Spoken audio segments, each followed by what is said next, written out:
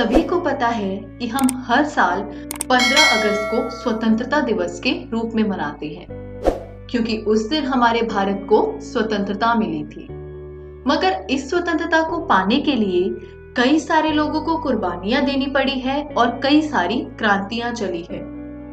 इसी तरह विश्व में लगभग सभी देशों में अलग अलग समय में क्रांति हुई है स्वतंत्रता के लिए, कभी विदेशी मुल्क से तो कभी अपने ही तानाशाही राजाओं से। आपके इतिहास के पहले पार्ट में भी एक ऐसी ही क्रांति की बात हुई है। ये है फ्रांस की क्रांति, फ्रांसीसी क्रांति। फ्रांसीसी क्रांति शुरू हुई थी आज से करीब 230 साल पहले, यानी 1789 में। 14 जुलाई को जब पूरा फ्रांस आतंक के वातावरण में घिरा हुआ था, सम्राट ने सेना को शहर में घुसने का आदेश दे दिया। अफवाह ये भी आई कि सेना को नागरिकों पर गोली चलाने का आदेश प्राप्त है। अब इन हालात में फ्रांस की जनता ने भी 7,000 लोगों की एक विशाल जनसेना का निर्माण किया। इस घटना को देखते हुए इतिहासकारों ने इसे और इससे जुड़ी सभी घटनाओं को फ्रांसीसी क्रांति का नाम दिया। लेकिन ये हालात हुए कैसे, ये जानना भी जरूरी है। तो चलिए देखते हैं। क्रांति से 15 साल पहले यानी 1774 में जब लुईस 16 पूर्व राजवंश का, नाम पर जरा ध्यान दीजिएगा, लुईस 16 राजवंश की राजगद्दी पर आसीन हुए, तब उन्होंने पाया कि राजकोष खाली पड़ा है। अब ये तो होना ही था। युद्ध और शानो शौकत में फ्रांस के वित्त जो है वो गड़बड़ा गया था।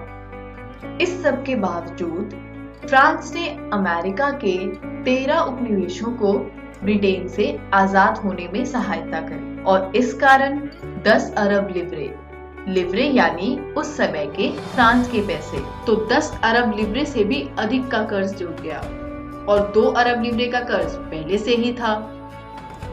अब कर्ज लिया है तो चुकाना भी पड़ेगा, तो फ्रांसीसी सरकार अपने बजट का बहुत बड़ा हिस्सा कर्ज चुकाने में खत्म कर देती थी और अपने सामान्य खर्चों के लिए सरकार ने करों में वृद्धि कर दी। लेकिन ये कदम भी नाकाफी रहा। ऐसा हुआ क्यों? क्योंकि इस दौरान फ्रांसीसी समाज 3 स्टेट में बटा था और उसमें से सिर्फ एक ही स्टेट को कर अदा करना होता था। अब सवाल ये उठता है, स्टेट है क्या? क्रांति से पहले स्टेट फ्रांसीसी समाज में सत्ता और सामाजिक हैसियत को अभिव्यक्त करती थी। पहले स्टेट में थे पादरी वर्ग, दूसरे स्टेट में कुलीन वर्ग और तीसरे स्टेट में आते थे जनसाधारण, यानी किसान, वकील, कर्मचारी, नौकर इत्यादि। पूरी आबादी में 90% किसान थे, लेकिन लगभग 60% भूमि कुलीन, चर्च और तीसरे स्टेट के अमीरों के पास थी। इससे भी ज्यादा खराब बात ये थी कि प्रथम 2 स्टेट के लोगों को राज्य को दिए जाने वाले करों से छूट थी। कुलीन वर्ग को कुछ अन्य सामंती विशेषाधिकार भी थे, जिसकी वजह से वह किसानों से सामंती कर भी लेते थे। और तो और किसानों को अपने स्वामी के घर की सेवा भी करनी थी, खेतों में काम भी, और फिर सैन्य सेवाएं देना और सड़कों के निर्माण में भी सहयोग देना होता था। बात यहीं पर खत्म नहीं हुई। चर्च भी किसानों से करों का एक हिस्सा ताइद के रूप में वसूलती थी।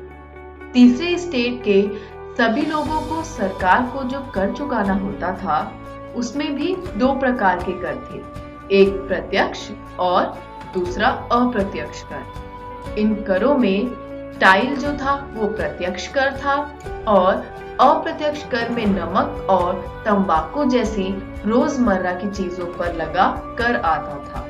इस प्रकार देखा जाए तो राज्य के वित्तीय कामकाज का सारा बोझ करों के माध्यम से तीसरे स्टेट की जनता वहन करती थी। और सिर्फ यही वजह नहीं थी आम जनता में क्रोध की। फ्रांस की जनसंख्या 1715 में 2.3 करोड़ थी। वह 1789 में बढ़कर 2.8 करोड़ हो गई थी और जितना अनाज का उत्पादन हो रहा था, उससे ज्यादा बढ़ने लगी थी अनाज की खपत। इसी कारण महंगाई भी जोरों से बढ़ने लगी। लेकिन मजदूरों की मजदूरी उनके मालिक तय करते थे, तो महंगाई दर तो बढ़ रही थी लेकिन मजदूरी नहीं। और यही कारण था कि अमीर और अमीर होते गए और गरीब होता गया। बढ़ते कर और खराब परिस्थितियों से परेशान लोगों ने विद्रोह करना शुरू कर दिया, लेकिन उनके पास सामाजिक और आर्थिक व्यवस्था में बुनियादी बदलाव लाने के लिए साधन उपलब्ध नहीं थे।